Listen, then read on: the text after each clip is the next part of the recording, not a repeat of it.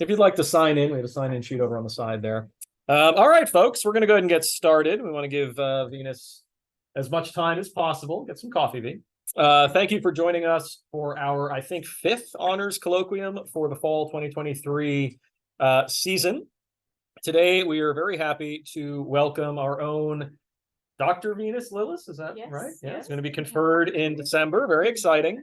And she is our Associate Vice President for Student Enrollment and Student Engagement. It's a new title, I'm sorry. But today she's going to be speaking to us on using improvement science to transform academic and career advising practices for college students. So take it away, V. We might get some people dropping in on Zoom if you don't mind letting them in. Thank you. Yes, as they do. Appreciate it. Wonderful. Well, I have 6,700 slides prepared today. I figured I would just redo my dissertation defense since I'm a glutton for punishment. I'd rather do it again twice, but no. I do have quite a few slides prepared for today, but it is going to be very high level, so we'll be moving through them more rapidly in case you saw that number and got kind of scared. Okay, so using improvement science to transform academic and career advising practices for college students. Let's see what I can do. I switched it up a little bit, so if the slides don't make sense, it's because I decided to change it up a bit. I wanted to start my presentation to y'all just to describe a little bit about the type of dissertation that I worked on. I've done a dissertation in practice for my defense, and this is a framework that's promoted through the Carnegie Project on the education for the doctorate. It is very much a dissertation in practice that works on bridging theory, the theory to divide that we have between practice and practitioners and the theory that we study, and what we can do to make actionable change. The framework for the CPED framework, dissertation in practice, has 4 components. One is to work on a problem of practice, and this is a problem of practice that is embedded in the work of the practitioner or myself, the researcher. It is meant to bridge theory to practice, and it should be a collaborative effort that is done in the workplace or the work that the student is engaged in, and then work towards equity and change in the environment in which it's seeking to create the change. I wanted to give a few terms just so that you had context. Problem of practice, again, is that persistent contextualized issue very specific to the work of the practitioner, and I work in higher education. And in my former role was the director of academic advising on the campus in which I studied. Improvement science is the methodology and framework that is used to test the theory of change that you're implementing into the work.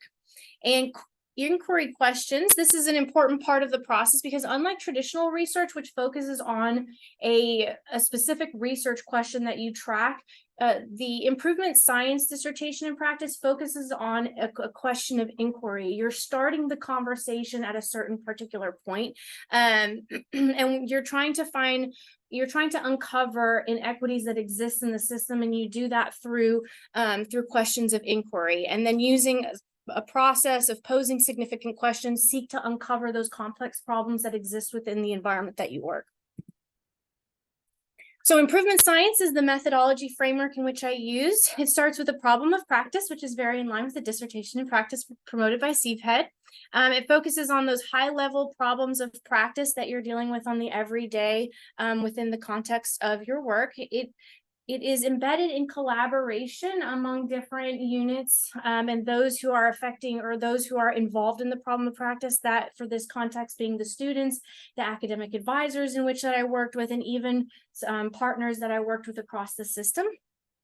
The change ideas, it's really important to know that the change ideas that you seek to address should not only seek to solve the problems superficially. You're seeking to solve the root causes to those problems.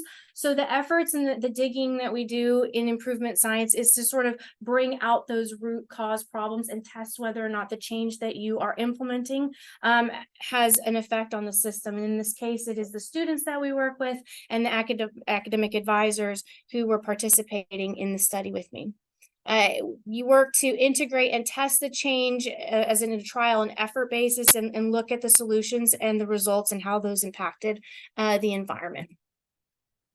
So the larger problem that I wanted to look into is student departure and student retention. This is a larger overarching problem that happens in higher education. And it's not necessarily the retention of students, but the degree of variability of success that we see among college students.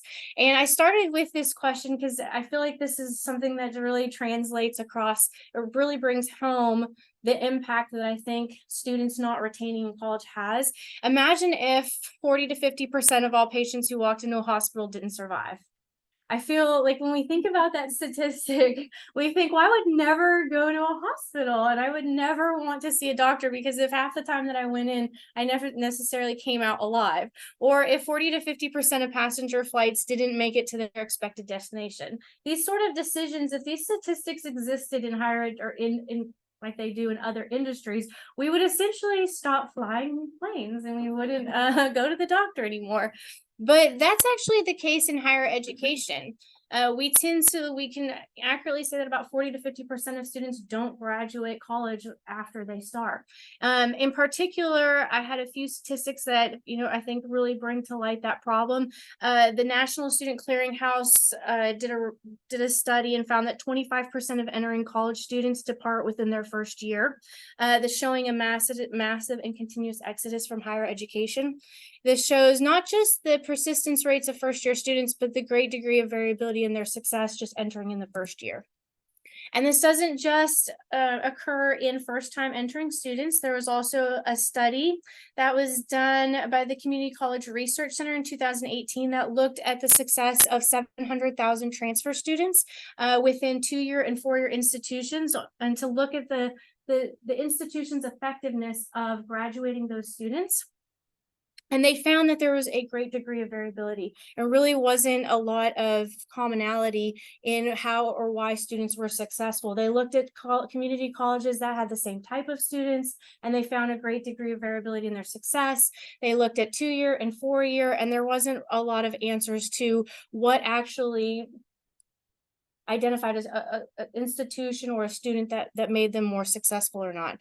And they eventually, in the end of the report, found that maybe we need to look at the cultural practices of transfer students and the policies in place and the relationships that might have a larger impact to student success.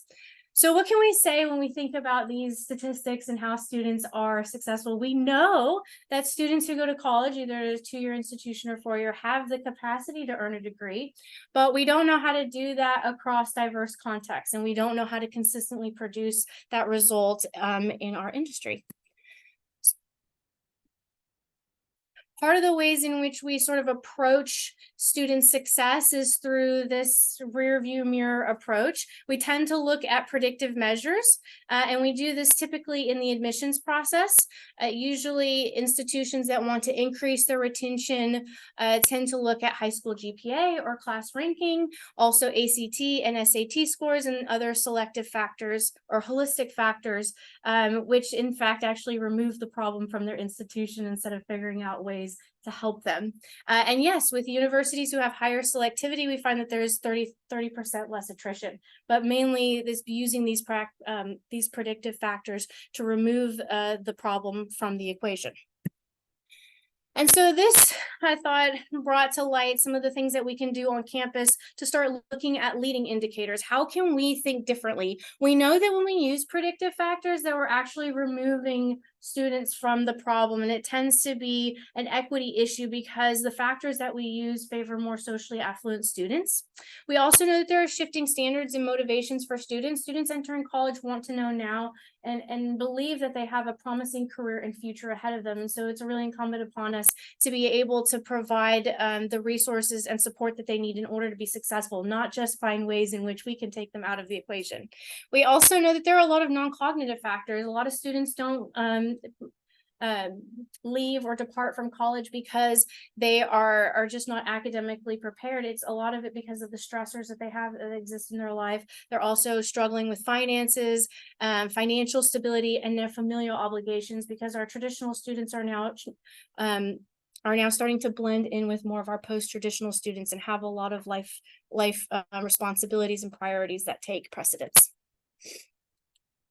So my study was grounded in Tinto's model of student departure. This is a theoretical framework for why students tend to depart from the campus that they enter college in. That's either academic difficulties, misalignment of goals. Students realize that maybe they attended a school and they aren't going to be able to get the career that they hoped for, or that their major or their experience didn't align with their professional or academic goals, or maybe they don't feel as engaged on campus as they had wanted to, and they leave. For this study, I focus primarily on the alignment of goals because that is where academic advising fit in positionality wise.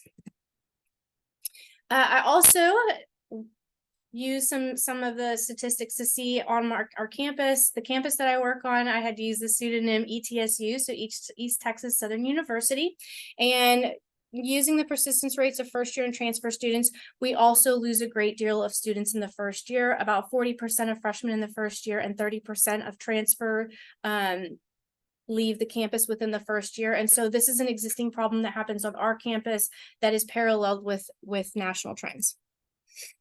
The question of inquiry that I used to kick off the process of improvement was if academic advising were responsive to the relevant student needs, critical to their retention and student integration, where would we focus change and improvement?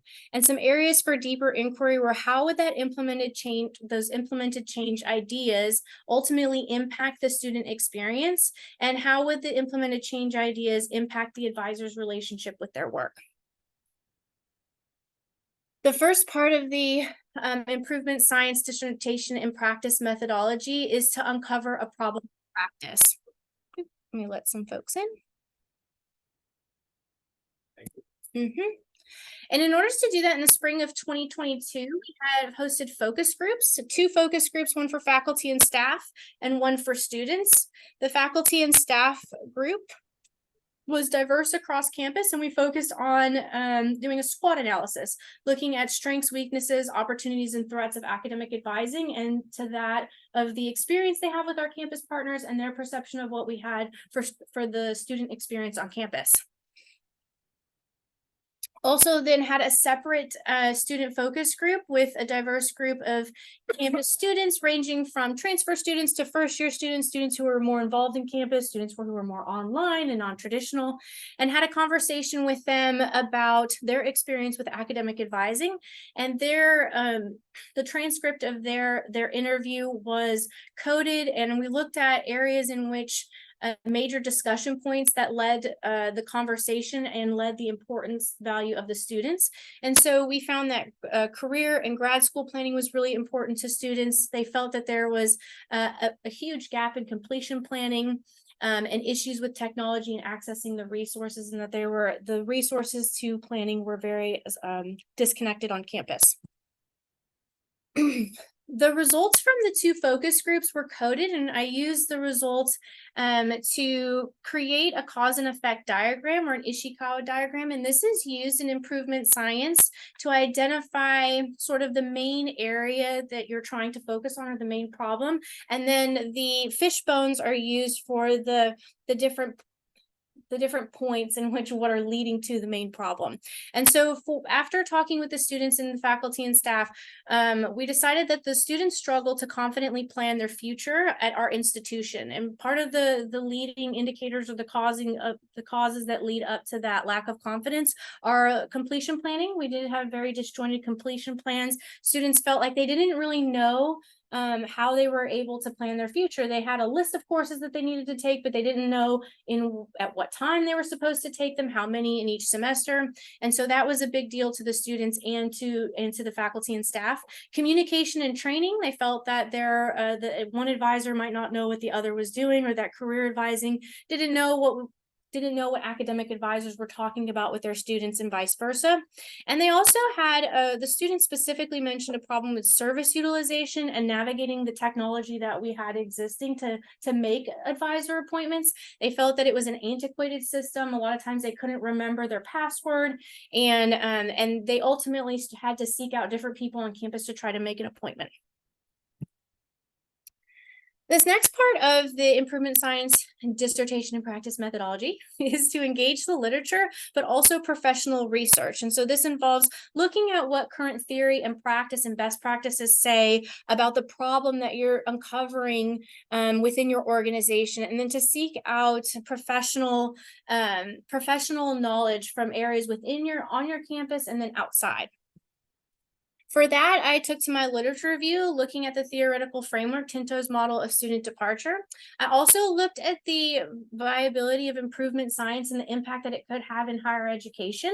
I also became a part of the A&M Systems networked improvement community that was working with other national system heads across the United States. So I was able to join the system A&M, or the system group that I'm a part of, and work with them closely through their workshop process. And I had the opportunity to witness these different institutions working together through network communities to see how they were able to solve problems, both within their own system and also as they solve problems together between community colleges and four-year institutions.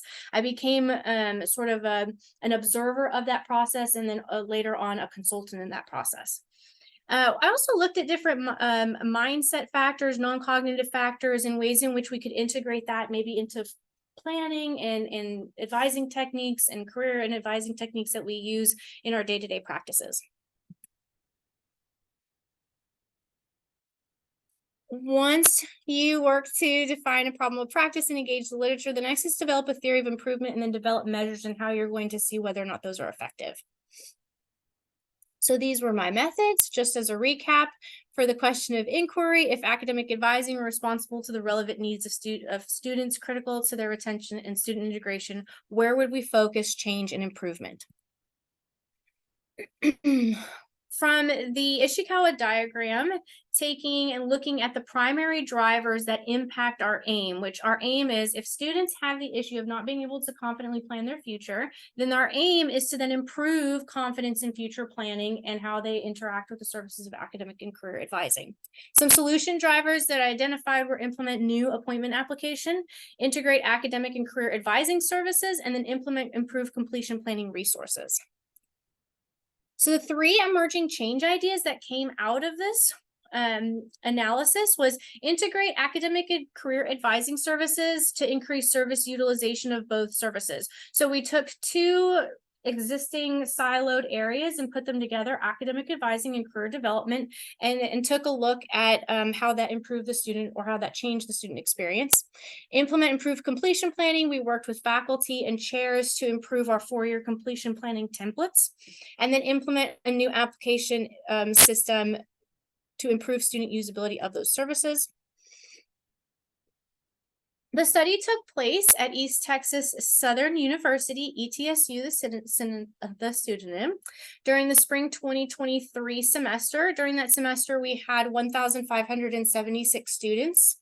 Of those students, 38 students were tested for completion planning outcomes, and the testing advisors were interviewed by an external expert with the system of our campus. During the 2022 to 23 academic year, the Advising and Career Experience Center, the ACE Center, was created through a structural merger, which supported this study, and this impacted 2 directors and 8 academic and career advisors. We used convenience sampling through a student survey to identify the 38 students who would be tested. And I'll go into the rationale for why we selected just 38. Opportunistic sampling, and this occurred as we collected data in regards to the student four-year completion planning during advising sessions as they met with advisors. And then I organized advising interviews with an external expert. The questionnaire that we sent out initially in this at the beginning of the semester to identify the students that we wanted to test had can't really see what's at the top. You can hide those if you want. Yeah, that's okay. 3 open text questions that ask the student what their major was, their favorite subject to study, and 1 to 2 dream jobs that they were interested in. And then we had them rate their confidence on their ability to of their major choice to reach their future success after graduation, and whether they were on track to graduate or not. The reason that we sent a survey out early on to ask these questions is because when we think about doing 4-year completion planning, I wanted to make sure that the students who were receiving their plans, there was some alignment in what they had chosen. If a student was going to major, if a student's future career might be, being a therapist, we wouldn't want them to be in something that wasn't aligned with that. And so doing a 4-year completion plan would sort of jade the process of making sure that we knew whether or not they were on track or not, and why they were following their major or they weren't. We also wanted to know their confidence, because if there was any tweaks that we needed to make on how many hours they were taking each semester, that might need to be adjusted depending on the student's goals and expectations of their own graduation date. It worked? Yeah. So I was the primary researcher in the study, and my responsibility was shared with another co-director of the space, the director of career development, and we were in charge of implementing the change ideas. Descriptive notes were taken of the events that occurred throughout the semester, and reflective notes that I had highlighted any feelings or insights or ideas that I had gained in the process. In order to establish trustworthiness, use internal auditors. Part of improvement science, or the important piece of improvement science, is that when you're implementing something that's going to be used by those who are closest to the problem, it's really important to bring them into the planning phase. You want to make sure that you're not getting any top-down sort of policies that have to go into place, but without any consideration of how those are going to be using the change ideas and how they're going to be interacting with them. So it was important that when we started to work through 4-year planning and even the integration, that they were a critical part of the process, so that we could make any edits to the change ideas that we needed to based on those who would be using it and interacting with the students. External auditor was brought in from the system to look at the work that we were doing, to make sure that it was in line with improvement science. It was adhering to the value system of academic advising and career advising, and that we were getting really critical feedback on whether or not this was going to be actionable and root cause change. And then triangulation of data to make sure that the work that I'm doing, looking at both the interviews, the student experience, and the advisors, were all sort of in alignment. The methodology that's used to track and to record improvement science change ideas was the SAIR cycles. This is strategize, implement, analyze, and reflect.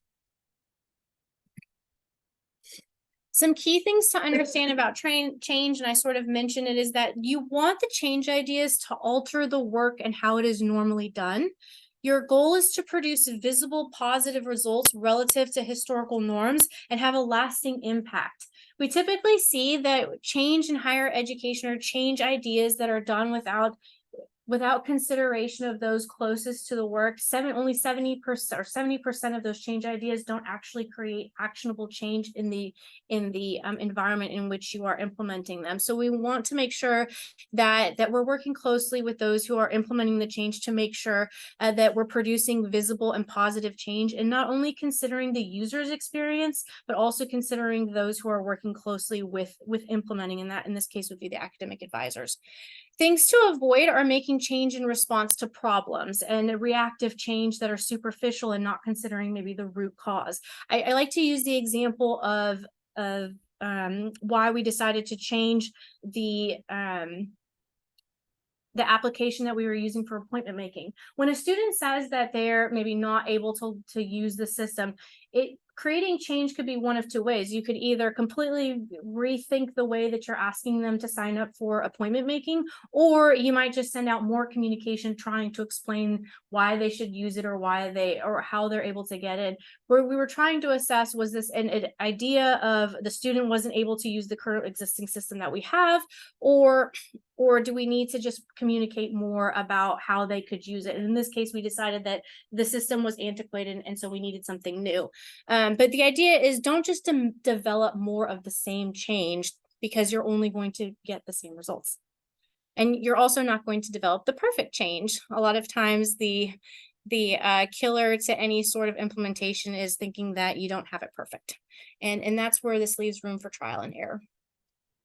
So the first change idea was to integrate academic and career advising services to increase service utilization of both services. This success is defined as any improvement to student awareness in traffic. This was a before and after test design, looking at the traffic to academic advising and career services, and then examining what that looked like after the integration. The change idea results were positive. The change was measured before and after. We saw a 31% increase in academic advising appointments and a 30% increase in career appointments, and then a 79% surge in resume submissions. I believe a lot of this came from cross-training the academic and career advisors. They were able to create more authentic and purposeful referrals between the two once separate departments. This increased utilization also came from better visibility. We were moved to the first floor and located in the same space. And so students who were already going to academic advising were then able to seamlessly go to career development and vice versa.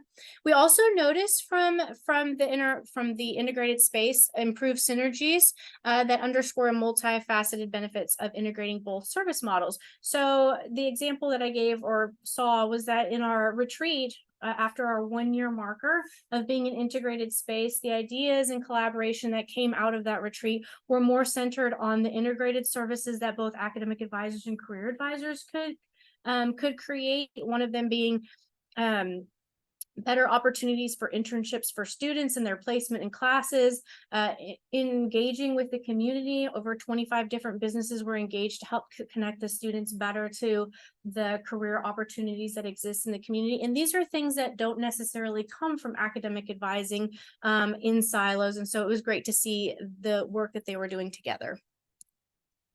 The next change idea was to implement improved completion planning resource.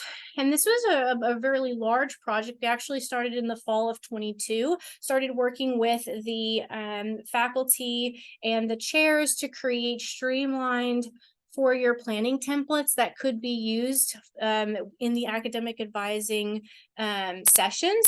And so the four-year completion plans were done to the best of the ability that we could, given the resources that we have, looking at the 2-year planning rotations and working with faculty to make sure that the prerequisites were in alignment, and then we were able to communicate what is expected to the students. Academic advising worked in collaboration, and we felt that what we came up with was the best four-year template that we could. Success is defined as plan adherence, so a student being able to follow expected enrollment trends, and thus helping the student better able to predict when they are going to graduate and to better plan their future with confidence. This was an observational design. So as the students were registering, academic advisors were working with them and documenting their experience, which was then later coded and looked at and analyzed. I wanted to add the experience of the academic advisors. The pseudonyms for the advisors used are Amy, Susan, and Caitlin. They each had a great deal of experience, not only in academic advising, but in years of experience at our institution. We know that academic advisors, that the quality of academic advising is a component. Both of those are the component, whether or not the academic advisor is familiar with the practices of academic advising and also with navigating the institutional policies and curriculum that we have. We wanted to be able to use 3 advisors who had the most amount of experience, and also though that this gave us some broad depth of understanding how students were interacting with these plans across different disciplines. So we didn't want to just look at freshmen, because freshmen are sort of like an easy target. They can pick any class they want to and maybe not run into as many issues. We also didn't want to just look at sophomores or just wanted to look at seniors. We wanted to find a degree of variance between the type of student and across different programs to see how students in overall were dealing with the four-year planning. When we looked at the students, the 38 students who were following the plan and analyzed their enrollment trends, only 37% of students were able to follow their plan. 63% could not. And I coded the different reasons for why students using the advisor notes were not able to follow their completion plans and provided a part 2 chart of any limiting factors. So a lot of students were not passing. We had a great deal of students who needed online courses because there was some work or life balance conflicts that they were dealing with. They had changed their major or also needed remedial classes. We do know that remedial classes are not considered in four-year planning maps, yet about 40 to 50% of students who come in each semester in the first year need remedial classes, which ultimately sets them off plan. To get a better understanding of how advisors interacted with four-year planning and the improvement science methodology, I also had an external reviewer with the pseudonym of Ryan, who came in to talk with the advisors who were doing the testing and to ask questions about their experience with implementing four-year plans and their experiencing with improvement science. The questions that we asked, or he asked, was how does four-year planning improve or degrade the student experience? What are your insights thus far about implementing four-year plans? As an advisor, what role do you play in the student experience? Will running tests on students using four-year plans do any good? Why or why not? And will these methods help inform any other process, experience, or area of advising? The interviews and the notes that we took with students were both coded and used to better understand the implications for advising the institution and the student experience. When advisors were using the four-year plans, they often felt overwhelmed by the complexities that were introduced. They were navigating a lot of issues and conflicts that the students were dealing with. There were numerous challenges that degraded the confidence that the advisors had in their plans, which also then translated to the students who were taking advice from the advisors and using these resources. And they believe that it not only wasn't necessarily contributing to the success and confidence of the plans, but had the potential to cause more confusion and to degrade the trust that the student had with the institution and the program. Advisors, though, felt that even though they dealt with a lot of problems, that they felt more inept to handle the root cause problems and that they were a part of the solution and felt empowered to collaborate to improve the system. Student implications, challenges faced by the advisors were inadvertently affecting the student's confidence because an advisor technically would hand them a four-year plan and say, oh, well, there's the potential for a lot of things to change. And, oh, well, you might need to come back and have a conversation with me because this may not go the way that you anticipated. So a lot of these conversations were degrading the trust that the advisor had with the four-year plans and that the students when they were engaging with them. And then we also realized that students had misconceptions about graduating in a set time frame despite the complexities that they face, which made self-advising very challenging. So if a student were to fail a course or they weren't able to take a full-time course load, they still felt that they should be able to graduate in the same amount of time, regardless of whether or not there were any changes to their plan. And so that misalignment led to some mistrust in the students and some difficulties of the advisors dealing with those situations.